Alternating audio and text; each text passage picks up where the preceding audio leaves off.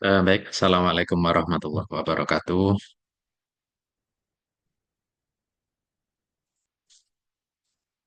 Alhamdulillah kita bertemu lagi di perkuliahan eh, Plan Genomic and Bioinformatik ya.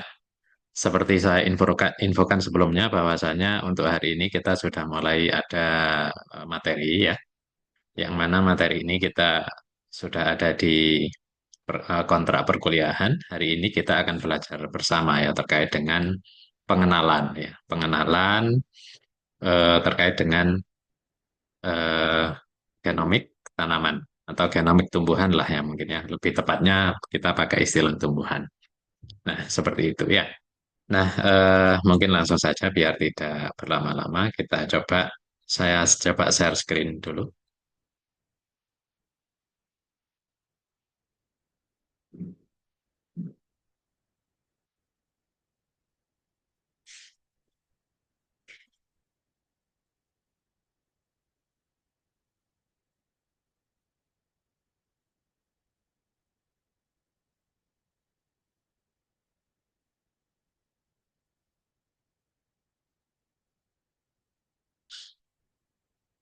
Baik, saya pastikan dulu ya terkait dengan slide yang sudah saya share.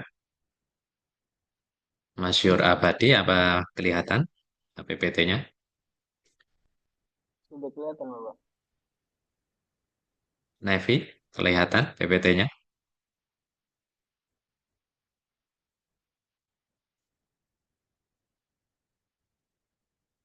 Kok udah ada Kelihatan, suara? Pak. Oh ya, oke. Ya, mau mau merespon itu ya unmute dulu lah ininya ya. Oke, baik. Kemudian yang sebagai informasi sebelum kita mulai bahwasanya ada beberapa yang saya jadikan co-host, jadi silakan yang masuk bisa dibantu untuk admit ya, sambil saya karena saya fokus di penjelasan terkait dengan materi ya. Oke, baik kita coba mengkaji ya. Eh, Ya, kuliah pertama ya terkait dengan plan genome ya. Saya kenalkan dulu ya. Dan seperti yang saya sampaikan sebelumnya ya, bahwa harapan saya ya itu semuanya sudah menempuh bioinformatika dan sempat melihat video yang dua itu ya. Nah, agar apa? Agar ya hari ini enak ya kita apa namanya nyambung lah istilahnya ya dengan apa yang akan saya jelaskan di sini ya. Oke, nah kita bisa cek di slide berikutnya. Nah ini ya. Jadi yang pertama yang ingin saya sampaikan di sini adalah terkait dengan definisi ya. Terkait dengan definisi agar apa? Agar ya capaian pembelajaran kita ya. Yang pertama terkait definisinya apa, kemudian kontribusinya apa, kemudian eh, praktek atau aplikasi dari pelan genom ini di dunia nyata ya yang kita lihat sehari-hari itu apa sampai ada pengenalan terkait dengan beberapa eh, genom database yang itu akan menampilkan eh, apa namanya genom dari masing-masing tumbuhan yang akan kita pelajari ya seperti itu. Beberapa contoh nanti akan ada di belakangnya. Nah, yang pertama terkait dengan definisi. Nah, sebenarnya genom itu apa sih? Ya, what is a genome? Jadi secara sederhana saja ya. Jadi genom itu adalah materi genetik yang ada di suatu organisme. Semua, jadi tidak ada pengecualian. Semua materi genetik yang ada di organisme itu disebut dengan istilah genom. Sebentar saya buat pointernya ya. Nah, ya. Jadi definisinya adalah complete set of genetic material in an organism. Termasuk kita ya pasti punya yang namanya genom manusia ya. Dan genom database manusia sudah ada juga ya, tersedia secara terbuka ya. Dan contoh-contoh dari genetik material itu apa sih? Ya, kita bisa lihat di sini ya. Ada DNA, ada gen, ya. Kemudian ada regulatory sequence dan ada juga repetitive DNA. Mungkin bagi mereka yang sering mengikuti apa seminar-seminar proposal kakak tingkat yang mau lulus ya, itu sering juga ya, sering juga mengenal istilah DNA barcoding mungkin gitu ya. DNA sequence untuk identifikasi molekuler dan seterusnya ya. Dengan belajar kali ini kita akan memahami. Karena apa? Kita bisa lihat di kolom kiri kanan, ya, maksudnya di kanan ini adalah pengertian dari masing-masing yang ada di kiri ini, ya. Jadi DNA itu apa? DNA itu adalah informasi genetik yang terdiri dari ATCG, ya. Karena kalau RNA beda lagi, bukan hanya ATCG atau ada substitusi dari timin yang jadi urasil kan gitu ya. Timin atau adenin yang jadi urasil ya, bisa dicek ya nanti. Eh, tapi yang jelas di sini adalah bahwa ya semua ya untaian DNA itu secara keseluruhan yang ada di apa namanya makhluk hidup itu kan ini sangat-sangat panjang dan sangat banyak seperti itu ya. Nah ini definisi dari DNA. Jadi untaian yang di situ ada ATCG itu. Jadi secara sederhana seperti itu. Nah kemudian ada lagi istilah apa? Gen. Gitu ya. Jadi gen itu apa ya? Gen itu adalah segmen DNA yang mengkode protein atau fungsional RNA. Jadi di sini jelas ya. Makanya di sini saya beri garis merah ya. Kenapa? Karena agar paham ya. Membedakan DNA dan gen itu harus di luar kepala ya kalau lulusan biologi nantinya ya. Jadi di sini eh, yang membedakan dengan yang ini, yang membedakan dengan DNA, ini punya fungsi. Fungsinya apa? Ada produk yang akan dibentuk atau yang akan dihasilkan. Dan di sini kita sebut dengan istilah apa? Protein. Ya. Jadi gen itu pasti nanti membuat produk berupa protein. Ya, itu sangat jelas. Ya. Nah, yang bawah ini mungkin agak asik bagi mahasiswa yang ada di sini ya karena jarang dikupas ya. Karena jarang dikupas dan kita paham ya regulatory sequence. Nah, mungkin masih ingat ya promotor itu kan bagian dari gen ya. Promotor itu kan lokasinya ada di depan ATG atau di depan start codon ya seperti itu.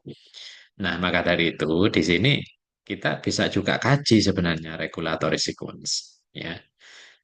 Dan promotor biasanya ditandai dengan apa? Ditandai dengan tata box ya. Jadi di depannya ATG itu pasti banyak ya sekuen yang di situ urutannya itu TATA.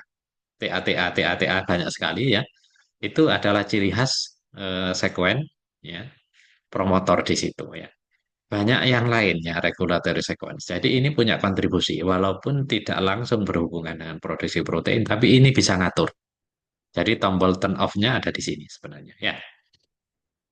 Nah, yang terakhir ya itu adalah repetitive DNA. Nah, ini eh, yang paling penting apa di sini? Do not code for protein. Jadi dia tidak mengkode protein ya. Dia hanya berupa ya sekuen biasa dan biasanya repeated ya. Dan ini fungsinya apa? Ini banyak fungsinya sebenarnya. Bisa untuk eh, mengkonfirmasi variasi genetik juga bisa ya. Makanya ada beberapa publikasi yang di situ mengkaji apa? Menggunakan teknik apa? RAPD, menggunakan teknik ISSR. Nah, itu ini yang dipakai ya, repetitive DNA ya. Jadi di lab bagaimana kajian terkait dengan ISSR, RAPD itu eh, berbeda dengan kalau kita menggunakan pendekatan cloning atau pendekatan terkait gen fungsional. Beda ya. Kadang-kadang kita dibuat sedikit bingung ketika kita menggunakan repetitive DNA untuk PCR ya. Primernya hanya satu ya. Jadi tidak forward reverse seperti yang kita bisa gunakan ya. Tapi ada juga yang forward reverse kita gunakan seperti DNA barcoding. Ya, seperti itu. Oke, jadi ini gambaran singkatnya ya. Kita masuk ke bawah. Di sini ada kenapa kita harus mempelajari ya plan genome untuk apa sih? Nah, sebenarnya ini berkaitan dengan kontribusi dari data ya. Kontribusi dari data yang ada atau yang bisa kita ekstrak, yang bisa kita pelajari dari database plan genome. Nah, selama ini apa yang kita sudah lihat di kehidupan sehari-hari bisa untuk apa? Crop improvement, kemudian bisa untuk stress toleran, bisa untuk studi evolusi, ya. Kemudian bisa juga untuk aplikasi bioteknologi, ya. Jadi mau tidak mau ataupun suka tidak suka, kalau kita belajar biotek dan biomol pasti kita menggunakan yang namanya genom, gitu ya, seperti itu, ya. Maka dari itu keberadaan mata kuliah baru ini, ya insya Allah akan sangat bermanfaat bagi siapapun yang nanti TA ataupun melanjutkan studi S2 yang bidangnya di biotek tanaman, biotek hewan, dan seterusnya ya. Artinya eh, mungkin ada hubungannya juga terkait dengan pemuliaan gitu ya, pemuliaan, kemudian terkait dengan apa yang paling bersinggungan dengan organisme lain. Ketahanan hama, nah ini juga penting. Ketahanan bakteri, ya, ketahanan tumbuhan terhadap bakteri tertentu, terhadap hama tertentu itu akan sangat bersinggungan. Ya, kita bisa mempelajari genomik mikroba dan juga genomik tanaman secara eh, paralel, ya seperti itu. Oke, nah eh, kemudian yang bawah ini sebenarnya bisa menjadi PR ya, PR bagi semua mahasiswa di sini. Silakan nanti kenapa sih? Ya, kenapa kok genom tanaman itu jauh lebih kompleks daripada genom bakteri? Ya seperti itu. Ya, ada banyak aspek yang bisa dijelaskan terkait dengan pertanyaan di bawah ini. Jadi silakan nanti dieksplorasi ya. Nah, kita masuk di sini. Ini saya garis, saya kotai merah karena akan dijelaskan di slide berikutnya. Nah, ini ya. Jadi yang pertama tadi saya sampaikan ya, salah satu fungsi atau salah satu alasan kenapa kita mempelajari plant genome adalah terkait dengan peningkatan eh, produksi ya atau juga ketahanan terkait dengan tanaman pangan. Ya, kita bisa lihat di sini. Ini ada salah satu contoh saja ya kita bahas ya. Salah satu contoh terkait dengan crop improvement ini contohnya adalah ya padi yang tahan apa di sini? Tahan banjir. Nah, kalau kita bicara terkait dengan banjir kan kita setiap hari hujan di sini ya.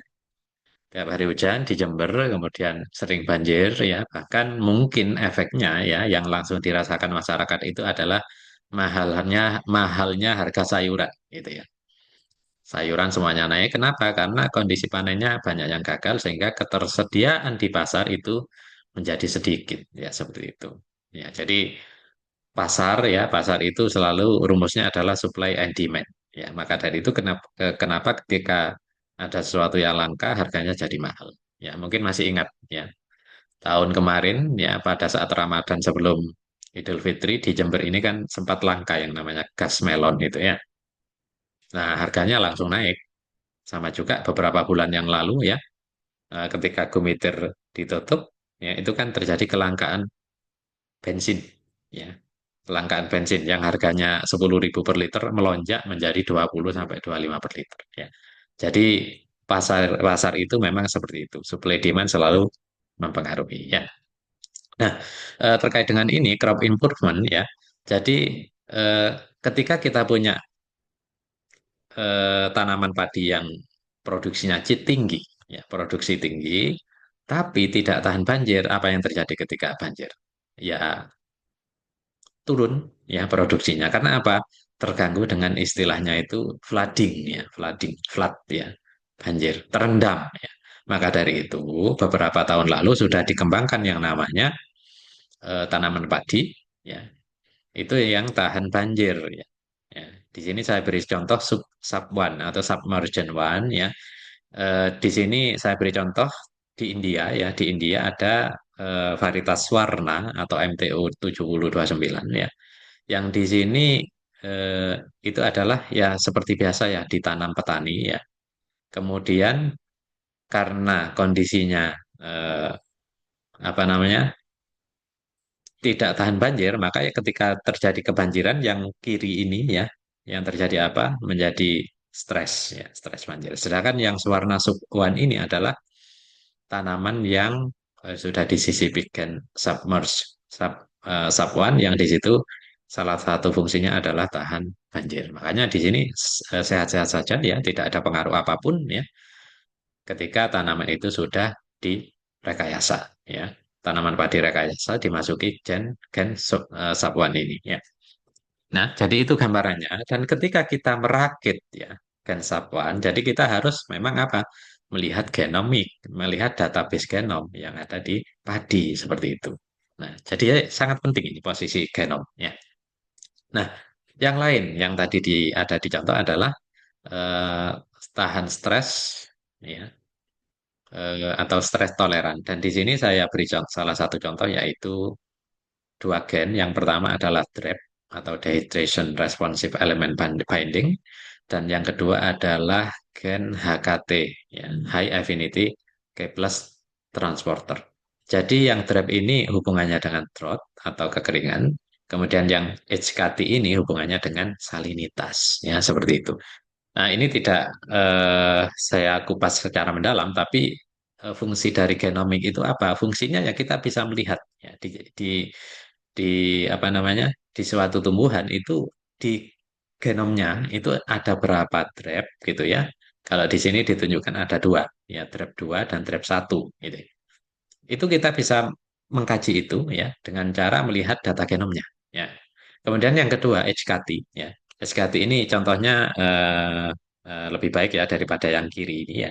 HKT ini kita bisa lihat kalau di Arabidopsis ya. Di Arabidopsis itu hanya ada satu kelas satu di sini ya. HKT-nya ya. Kelas satu itu maksudnya bagaimana? Modelnya adalah yang transporter saja, Na masuk, ya gitu aja. Kemudian yang di padi, kita bisa lihat di sini ya, di padi itu ada dua kelas satu dan kelas 2, ya seperti itu. Kalau kelas satu itu tipe transporter, kalau kelas 2 itu tipenya adalah Na+, K+ co-transporter. Jadi dalam channel itu ya, dalam membran itu Na+ dan K+ bisa masuk bersamaan. Jadi itu bedanya ya. Jadi ini bagaimana tahunya ya dari genom tadi ya. Kita melihat data genom bisa menentukan dan bisa istilahnya itu eh, mendefinisikan bahwa di suatu tumbuhan ya HKT itu ada berapa. Masuk kelas berapa, kelas satu atau kelas 2 atau ada kelas baru di sini mungkin ya kita kan tidak tahu ya di berbagai tanaman yang sangat banyak itu kita tidak tahu apakah ada kelas baru kelas 3 yang itu modelnya berbeda dengan yang ini ya kita tidak tahu juga makanya yang cara paling cepat itu adalah mengkaji data genom ekstraksi datanya itu Pak, cara paling cepat ya. Oke, kita lanjutkan di slide berikutnya. Nah, ini contoh yang lain ya, fungsi kita mempelajari genom ya. Pemanfaatan database genom itu salah satunya lagi adalah kita bisa mempelajari yang namanya evolusi ya. Kita bisa mempelajari evolusi dan bagaimana domestikasi itu terjadi ya.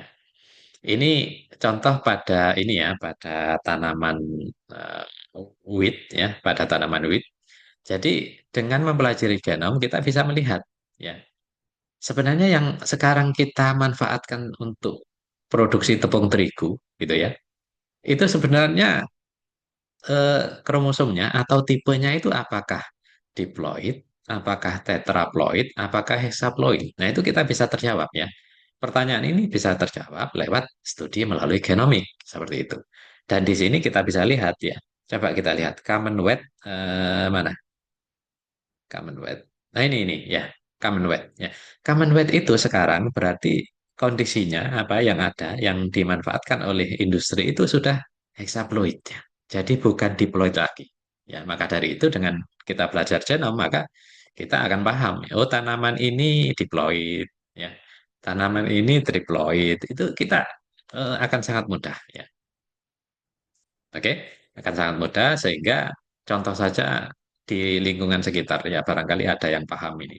Kira-kira padi itu sekarang tanaman diploid apa tetraploid atau hexaploid? Ya jawabannya masih diploid padi itu. Ya, sehingga modifikasi genetik itu akan mudah ketika kita menggunakan tanaman apa? Tanaman diploid original ya. Maksudnya original itu kan 2N. Ya. Tapi pada apa namanya? Pada kondisi contoh pada wet ini ya, itu yang diploid itu justru zaman dulu. Yang diploid itu adalah wild spesiesnya ya di sini. Ada di AA ini ya. Nah, yang sekarang tidak ada sudah ya. Karena apa? Ini bijinya kecil ya, mungkin produksinya kecil, sedikit dan seterusnya. Jadi domestikasi itu sangat mempengaruhi ya kondisi tanaman sekarang. Seperti itu.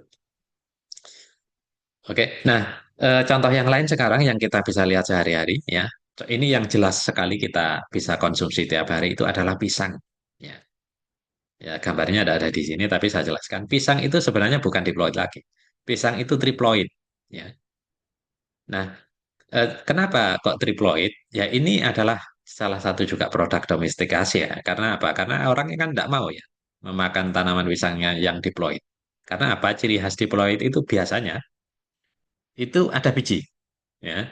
Nah, sekarang kita pilih mana? Mau pisang tanpa biji atau pisang yang berbiji? Pasti 100% itu milih yang tidak ada bijinya kan lebih enak kan seperti itu. Nah, pisang itu triploid, bijinya yang titik-titik hitam itu sebenarnya, tapi tidak berkembang. Nah, seperti itu ya. Oke, nah yang terakhir contoh dari pentingnya belajar genom itu adalah terkait dengan ini. Ya, ini sering digunakan sebagai contoh dalam aplikasi biotek. Nah, di sini saya bahas yang golden rice saja ya. Kalau CRISPR ini mungkin terlalu kompleks penjelasannya ya. Jadi yang penting apa? Contoh ya, genetic engineering ya. Di sini bisa kita lihat contoh yang paling jelas itu padi emas. Ya.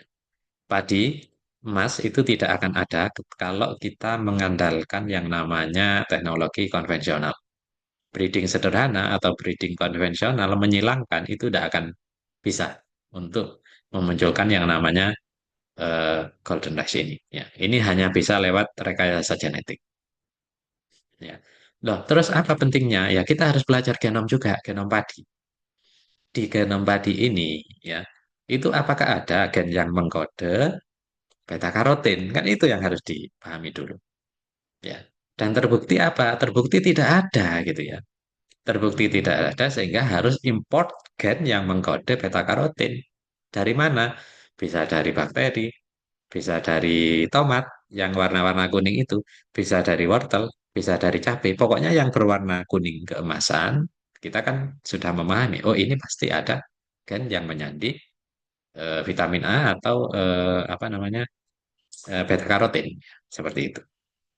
Ya, maka dari itu muncullah yang namanya padi emas ini. Ya, jadi sangat penting ya. Dimanapun genom selalu bersinggungan dan selalu berkaitan dengan bioteknologi seperti itu. Tidak hanya di tumbuhan tapi di organisme lain juga. Ya, oke. Eh, ya sepertinya ini kayaknya apa? Kok terbatas 40 menit ya ini. Ya kita cek aja nanti kalau terjadi off tiba-tiba maka bisa langsung bergabung di Zoom yang tadi itu ya. Tapi yang jelas ini saya lanjutkan dulu. Atau mungkin ada pertanyaan sampai di sini, dipersilakan. Kalau memang ada.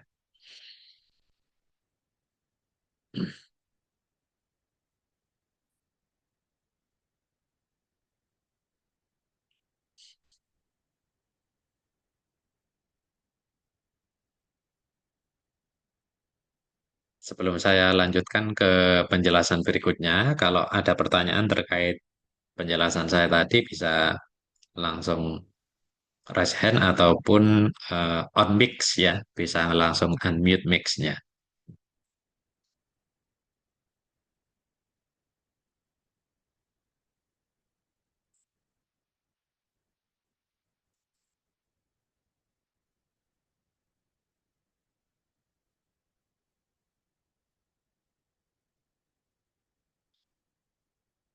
Oke, mungkin sebelumnya mungkin belum ada masih belum ada pertanyaan. Kalau begitu saya lanjutkan dulu ya. Oke, baik saya lanjutkan terkait dengan penjelasan yang tadi ya. Saya lanjutkan di slide berikutnya.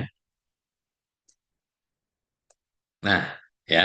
Nah, ini sudah masuk di model organisme ya. Jadi tanaman model yang di situ menjadi semacam pionir ya, menjadi semacam perintis lah bagaimana istilahnya itu genom itu sudah mulai ada ya. Nah, kita eh, atau saya berikan tiga contoh dulu ya. Saya berikan tiga contoh karena ini yang paling sering dan paling umum dipakai. Jadi yang mulai dari yang kiri, ya ini ya. Jadi ini namanya adalah Arabidopsis thaliana, ya bisa dilihat di situ. Arabidopsis thaliana ini ya itu adalah ya cerita singkatnya, ini tanaman liar ya, tanaman liar ya mungkin ya semacam apa ya semak-semak atau mungkin bahkan kecil sekali ya sebenarnya. Bahkan mungkin bisa dibilang ini tanaman gulma lah, mungkin seperti itu ya. Karena tidak ada orang yang mau merawat ya di awal cerita ya, tidak ada orang yang mau merawat, pohonnya kecil atau tidak sampai berbentuk pohon gitu ya. Nah, kita bisa lihat di sini ya karakternya ya kenapa ini menjadi semacam pintu gerbang ya studi genomik untuk tumbuhan. Kita cek apa yang membuat tanaman ini berharga ya dan menjadi pedoman ya dalam artian ketika kita meneliti terkait dengan genomik. Yang pertama karakternya adalah siklus hidup sangat pendek. 6 minggu kita bisa panen ya. Boleh mulai dari nanam sampai muncul bunga ya. Itu kisarannya adalah 6 minggu. Ya, seperti itu.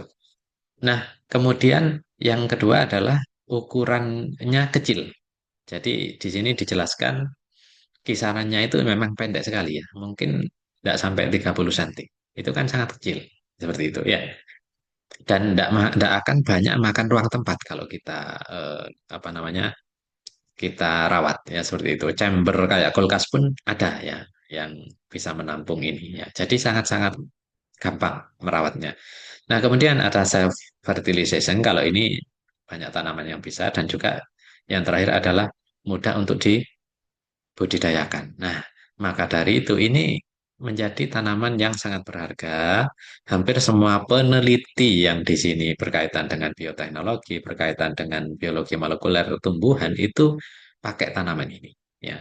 Nah, kenapa di Indonesia kok tidak pakai ini? Ya, itu ya. Ya mungkin itu pertanyaannya sebentar lagi saya jawab, tapi saya jelaskan dulu. Yang lain keistimewaan dari Arabidopsis thaliana adalah genomnya yang sangat kecil di sini, hanya 130-an megabase pair, ya. Kemudian genomnya itu sudah tersedia sejak tahun 2000. Dengan keistimewaan ini, ya, dengan keistimewaan ini maka tanaman Arabidopsis ini sudah di sequencing tahun 2000. Nah, ini sangat membantu para peneliti ya. Kenapa? Karena saat ini sangat mudah ya. Kita mendapatkan mutannya kita bisa dapatkan, bijinya kita bisa dapatkan, vektor konstruksinya itu juga kita bisa dapatkan. Jadi kita tinggal komunikasi dengan yang namanya Tair ya di Amerika ya. Di Amerika kalau ada salah kantornya itu kita eh, bisa pesan bijinya. Kemudian mereka kirim ya. Saya pernah pesan ya biji karena untuk penelitian dapatnya gratis gitu ya. Seperti itu. Makanya mungkin bisa dicoba. Nah, cuman balik lagi ke pertanyaan, kenapa di Indonesia kok tidak pakai ini? Nah, jawabannya sederhana. Ya, yang pertama karena ini memang originnya bukan dari daerah tropis. Itu jawaban pertama. Ya, jadi kita tidak akan menemui Arabidopsis thaliana di pekarangan di lingkungan sekitar tidak, karena ini subtropis ya, seperti itu. Nah, pertanyaan kedua, kenapa tidak bawa bijinya dari sana?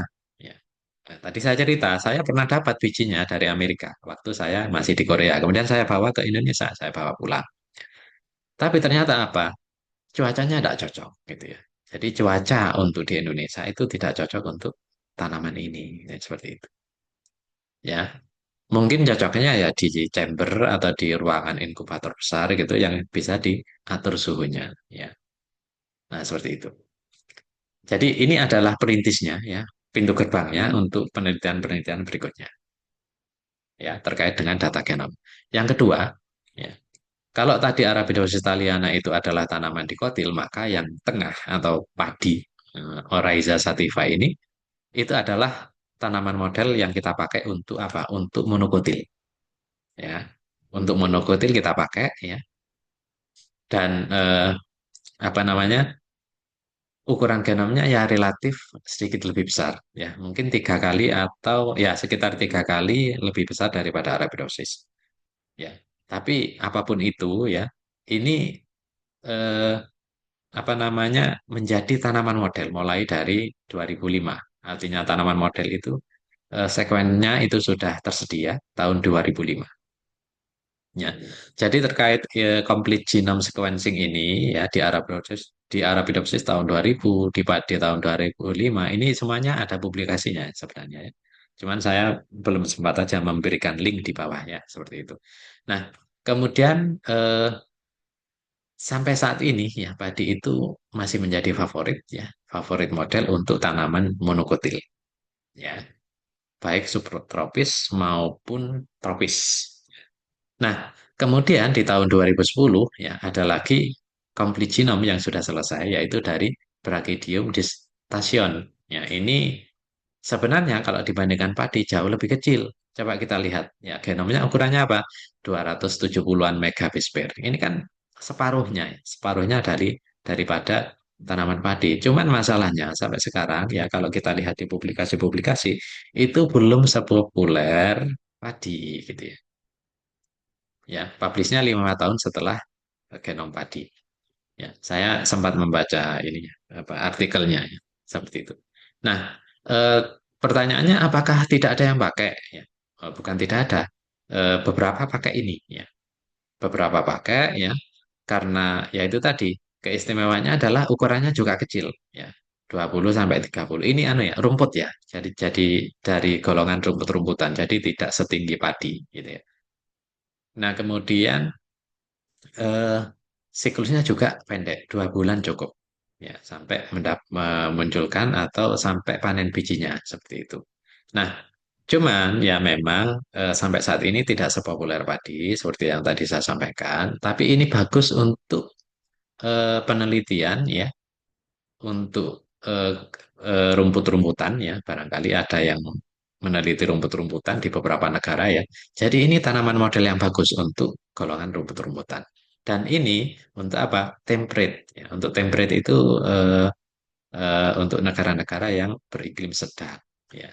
Indonesia kan beriklim tropis. Jadi ya lebih baik kalau di Indonesia ya kita pakai padi untuk tanaman monokotil, kemudian Arabidopsis untuk tanaman dikotil. Saya kira seperti itu. Ya. Nah, di slide berikutnya, ya ini eh, tambahan informasi saja ya, contoh dari genom database ya, dan ini sepertinya termasuk baru ya, jadi termasuk baru, yaitu mulai tahun 2024. Saya hanya ingin menyampaikan di sini bahwa ya eh, di website ini websitenya adalah eh, Plabi ya, Plabit, plabipd.de ya. Nah, ini sebenarnya eh, nama websitenya itu Plant Biotechnology Information. Nah, kenapa? Ini sebenarnya saya baru browsing ya, dan baru menemukan juga ya, namanya informasi kan selalu update gitu ya. Nah, ini saya kaget juga, ternyata apa? Ternyata ya, setiap bulan itu ya, kita bisa lihat di sini ya, 2025, Januari, Februari, Maret, April, sampai Desember 2000, 2000 sampai Desember sampai Januari, Februari, Maret ya, itu hampir setiap saat itu ada yang upload ya, ada yang berbagi data terkait dengan genome sequence. Nah, ini kan luar biasa ya. Artinya kalau kita bandingkan dengan mahasiswa yang ada di sini, ini kan sudah sangat banyak gitu ya. Maksudnya banyak apanya? Data yang diupload, data yang kita bisa akses ya. Kemudian untuk kita analisis ya, seperti itu. Kita bisa lihat di sini mulai dari tahun Januari 2025 ini ada berapa ini yang datanya sudah terupload gitu ya.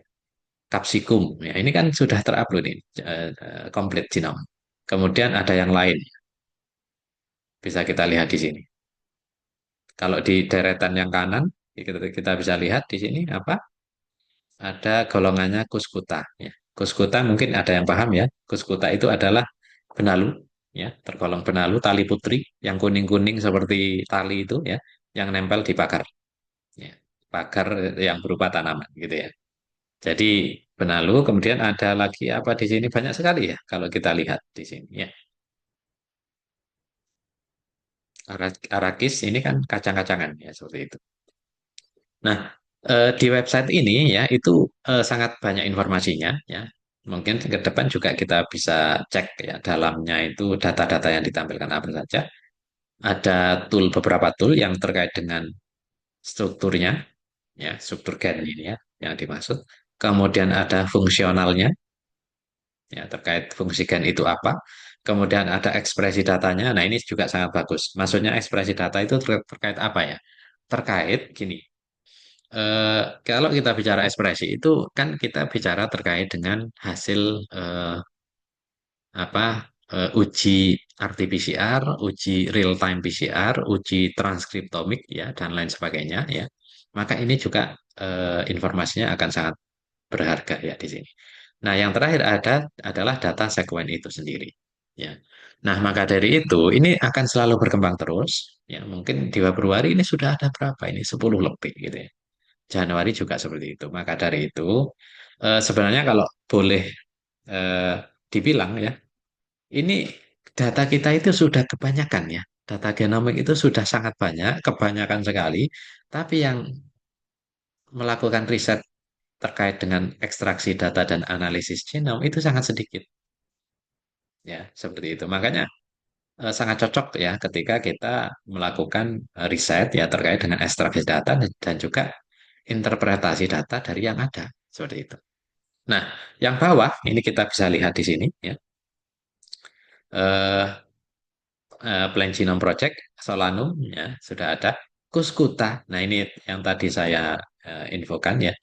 Itu juga sudah ada. Nah, ini sangat menarik. Benalu aja mereka siap ya, untuk memunculkan data genom, apalagi yang crop ya seperti itu. Nah, maka dari itu ya, nanti khusus untuk mata kuliah ini ya karena kita mengikuti dari visi misi universitas, universitas yang di situ fokus ke tiga kata utama yaitu apa? Pertanian industrial berkelanjutan, maka untuk tugas ya lebih baik difokuskan tugas kelompok yang kemarin saya infokan itu lebih baik difokuskan pada cropland. Jadi tanaman yang berbasis pangan ya seperti itu. Bisa padi, bisa kedelai, bisa jagung, bisa singkong ya. Kemudian bisa apa umbi-umbian ya dan seterusnya ya. Seperti itu. Oke.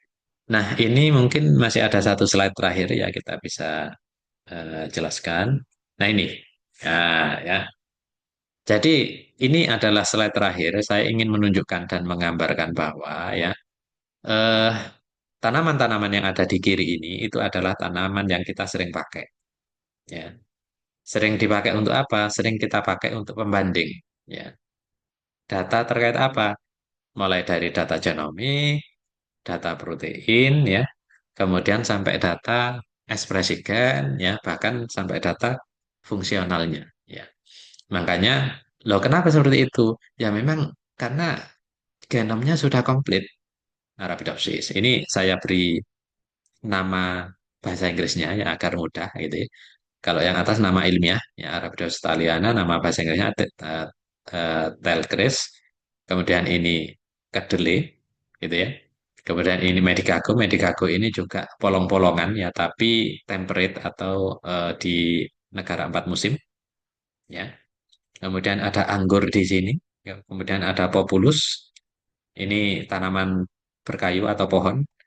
Kemudian tadi yang saya sampaikan Brachidium dan yang di sini ada sorghum gitu ya. Sorghum ini kalau bahasa Indonesianya adalah cantel ya. Dan kalau ingin mencoba merasakan cantel ya, itu bisa karena banyak yang jual di e-commerce gitu ya. Bisa dicoba. Kemudian jagung dan padi itu sendiri. Nah, ini saya tambahkan satu tabel. Dan harapannya apa? Harapannya tabel ini bisa dipelajari, bisa menjadi gambaran perbandingan antara beberapa genom tumbuhan yang ada di kiri, gitu ya. Dan apa maksudnya kita bisa lihat di sini. Ya. Nah, ini harus kalau bisa nanti di luar kepala ya. Misalnya gini, ada pertanyaan, berapa jumlah kromosom Arabidopsis? Jawabannya 5. Ya. Kromosom kedelai 20 gitu ya. Kemudian Medicago 9. Padi ada di bawah 12. Ya. Jadi seperti itu nanti ya, makin kompleks biasanya ya.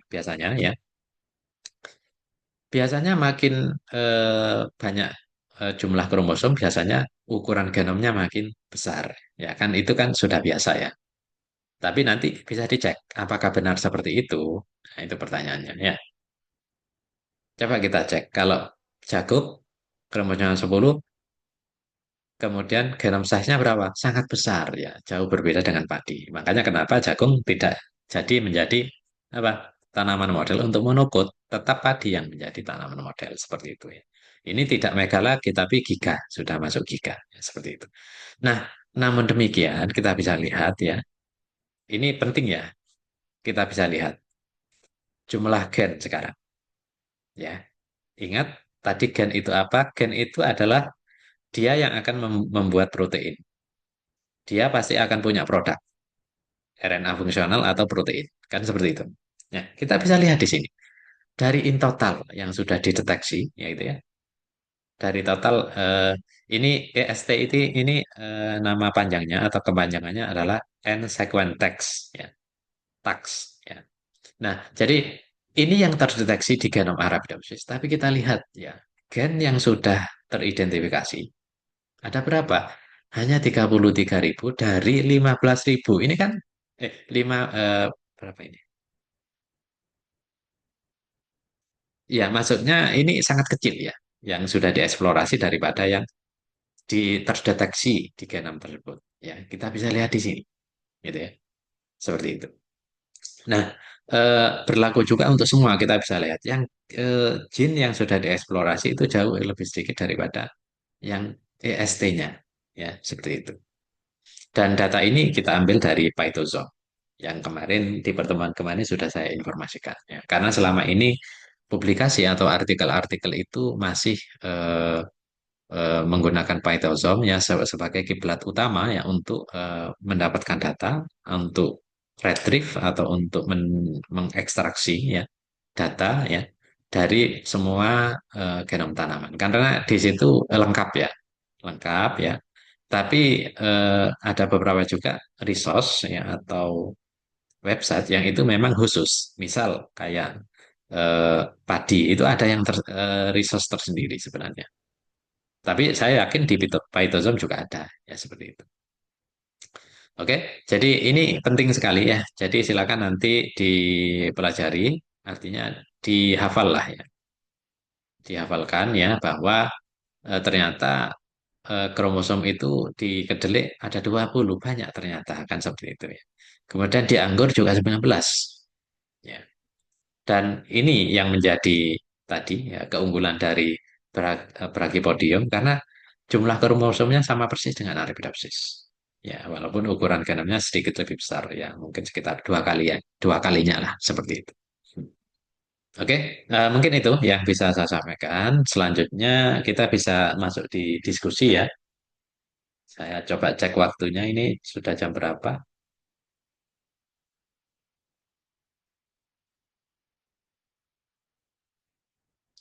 10.33 masih ada eh, beberapa waktu mungkin sekitar 30-an menit ya. Baik, saya stop share dulu. Nanti saya berikan kesempatan untuk bertanya. Barangkali ada pertanyaan. Silakan. Kalau ada yang bertanya nanti ya kita apresiasi ya. Kita apresiasi pertanyaannya itu agar bisa masuk di kuis ya.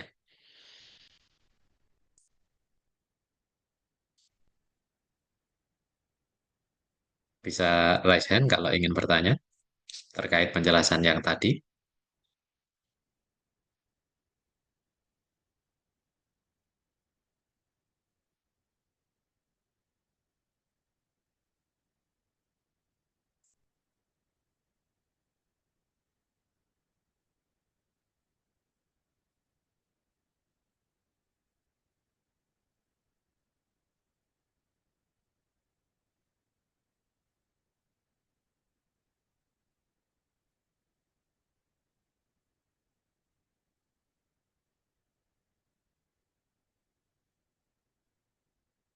Belum ada atau mungkin sudah ngantuk semua ini agak siang soalnya.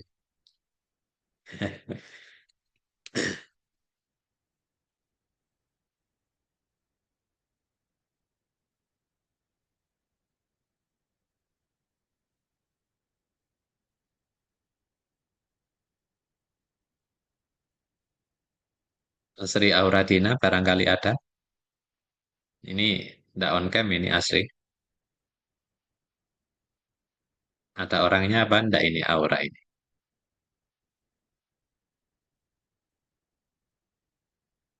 Oh, kalau tidak respon berarti orangnya tidak ada. Dikri Sahid Ada? Untuk saat ini belum ada pertanyaan, Bapak. Oke. Ini kamera kok ada on nih?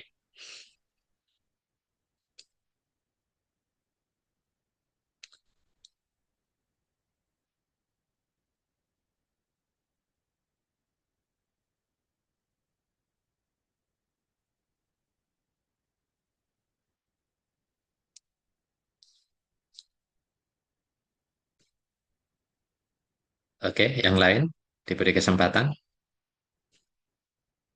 Laura Octavia. Saat ini masih belum ada pertanyaan, Bapak. Sampun jelas yang sudah dijelaskan. Oke, ya berarti ini super jelas ini kalau seperti ini ya. Atau memang ya, oke. Saya tidak mempermasalahkan harus selalu ada pertanyaan, tapi harapannya dengan kondisi yang zero question seperti ini ya, harapannya kan dapat kuisnya 100 kan seperti itu ya. Jangan sampai zero question pada saat kuliah, tapi apa namanya kuisnya nanti dapat paku dan telur bebek. Maksudnya 10 angka 10 paku dan telur bebek itu angka 10. Ya harapannya tidak seperti itu ya. Harapannya ya paling tidak ya dapat 90 gitu ya, 97 dan seterusnya. Ini kan mata kuliah pilihan, tidak ada praktikum lagi kan, eman kalau tidak dapat nilai A plus gitu ya, seperti itu. Mili Permisi Agustin Bapak. mungkin. Oh ini siapa? Saya sebentar ini. Siapa ini? Silakan. Ya, saya ingin bertanya mengenai pisang yang sekarang itu kan triploid. Tadi jenengan sudah menjelaskan. Nah, apakah semua pisang sekarang itu triploid semua? Soalnya kan masih ada pisang yang ada bijinya. Nah, ya, Itu yang oke. Bagus. Ini pertanyaan sangat bagus ya. Saya sendiri sebenarnya juga eh, penasaran ya sebenarnya. Cuman tidak sempat mencari informasi. Jadi gini ya, eh, kita paham lah ya, yang namanya pisang itu selalu tanpa biji. Ya, kita harus memahami itu yang pertama. Nah, lah eh, kan kalau tanpa biji itu kan mestinya ada kesulitan ya. Kesulitan apa? Untuk memperbanyak kan seperti itu.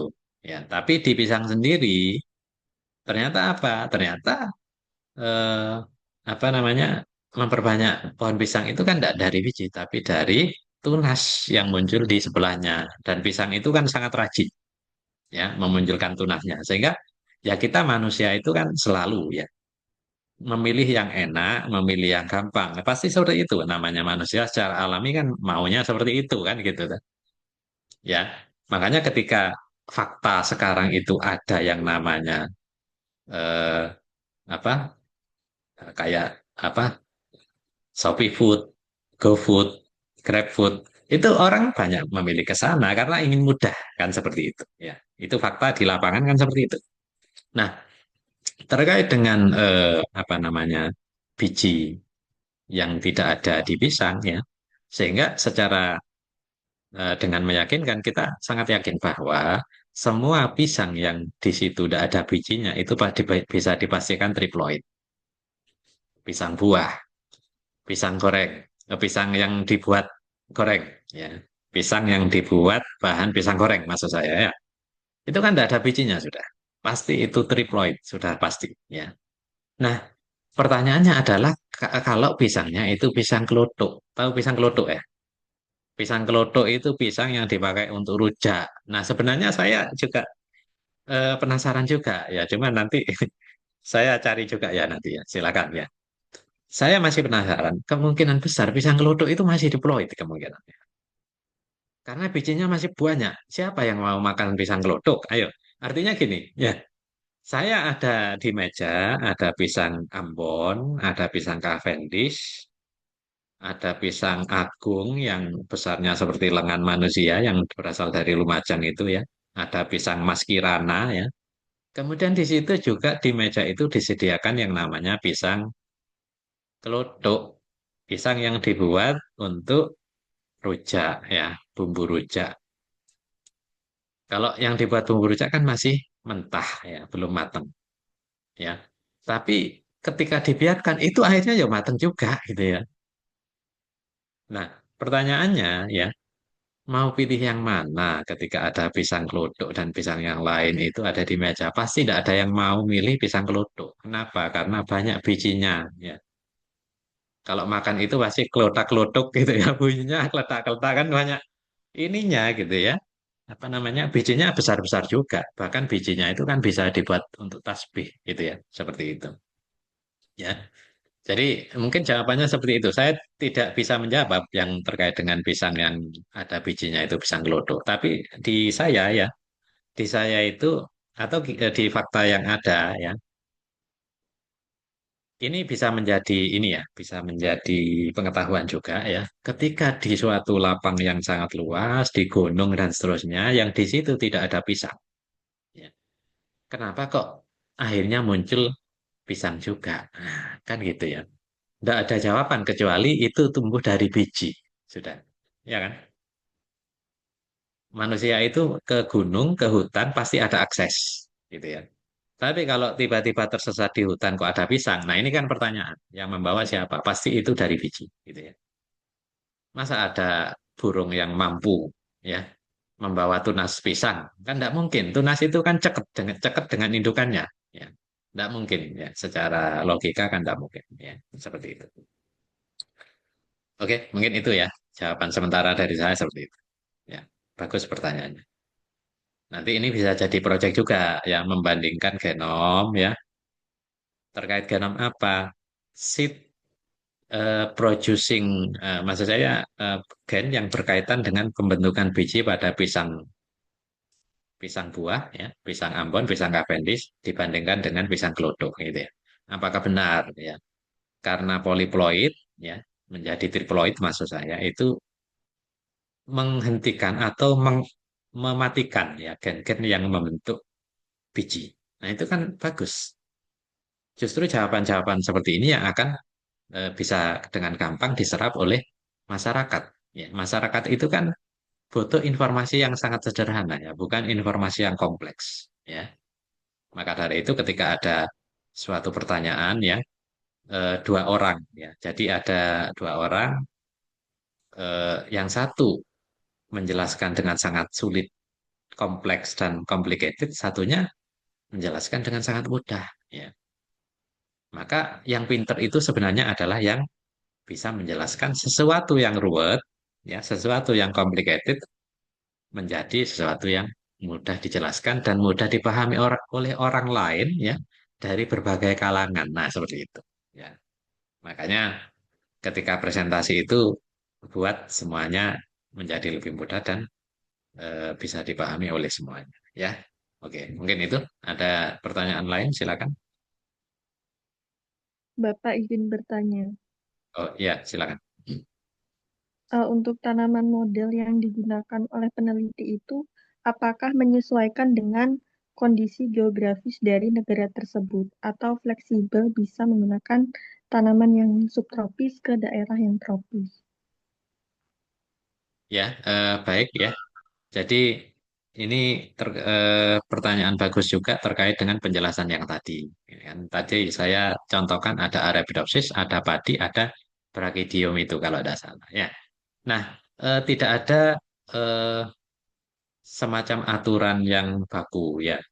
Karena apa? Karena peneliti itu menentukan pilihan organisme apa yang dijadikan acuan itu berbasis dengan preferensi masing-masing peneliti, masing-masing tim peneliti. Jadi tidak ada ketepatan apa? Tidak ada istilahnya itu aturan lah, tidak ada aturan.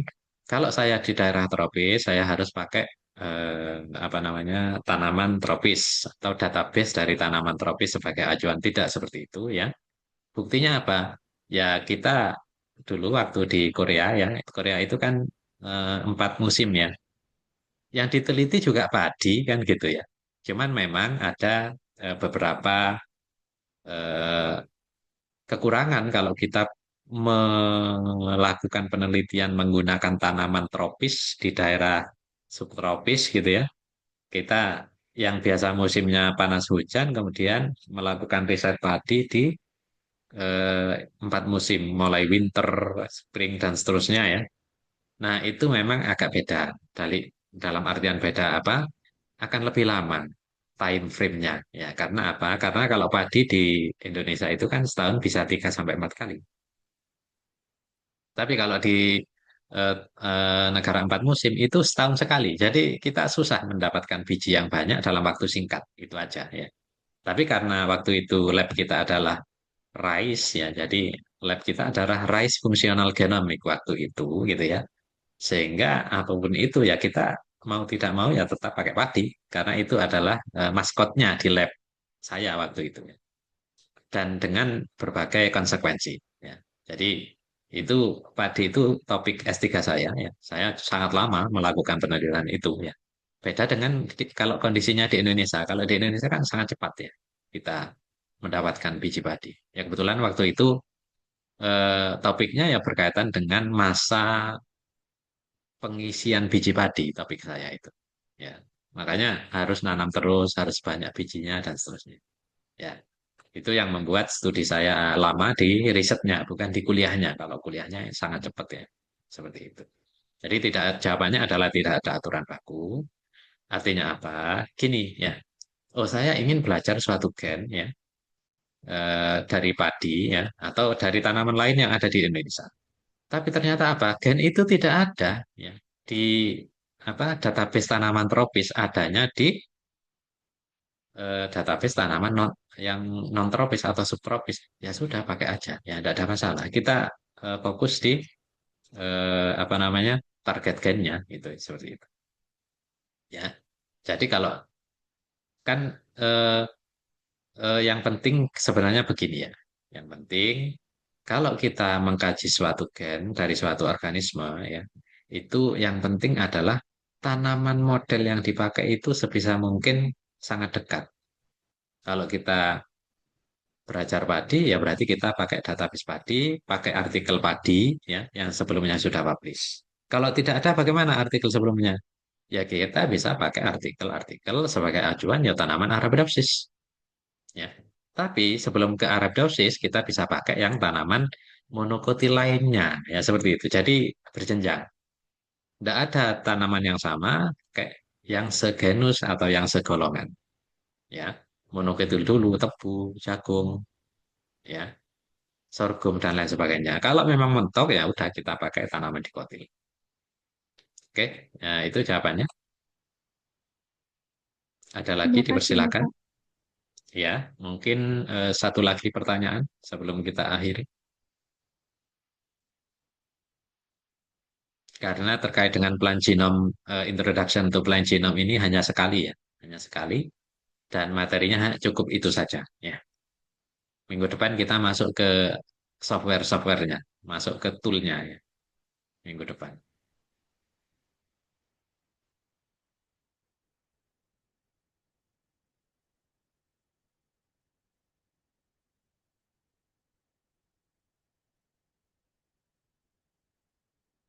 Nah, sebagai informasi ya, sebenarnya harapan saya itu begini, harapan saya itu.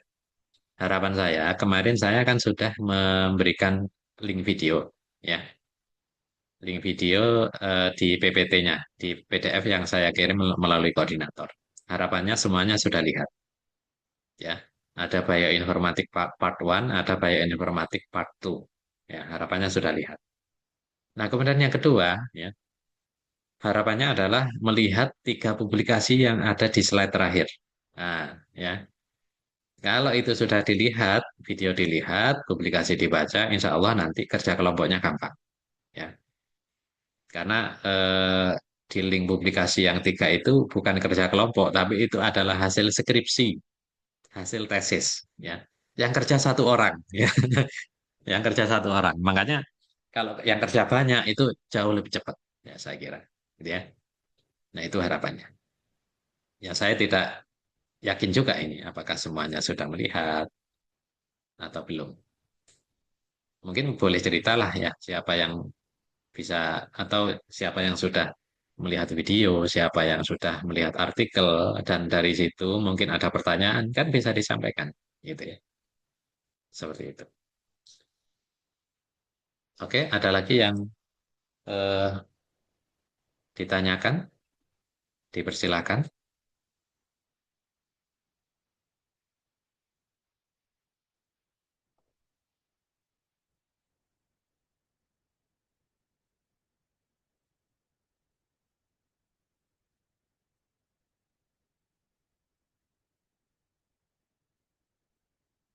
Adelia mungkin ada. Belum Bapak, belum ada pertanyaan. Oke, Salwa, Salwa Karina.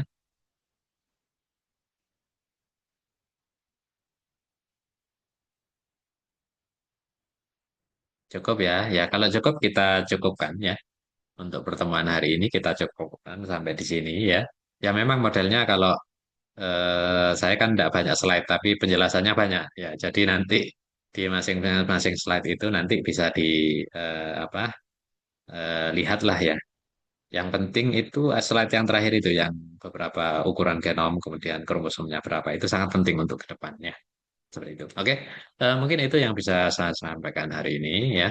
Kita insya Allah bertemu lagi minggu depan ya. Insya Allah minggu depan ini mungkin sekali lagi kita ketemu sebelum Lebaran kayaknya seperti itu ya. Baik, saya Assalamualaikum warahmatullahi wabarakatuh. Waalaikumsalam warahmatullahi wabarakatuh. Terima kasih, Bapak. Terima kasih, Pak.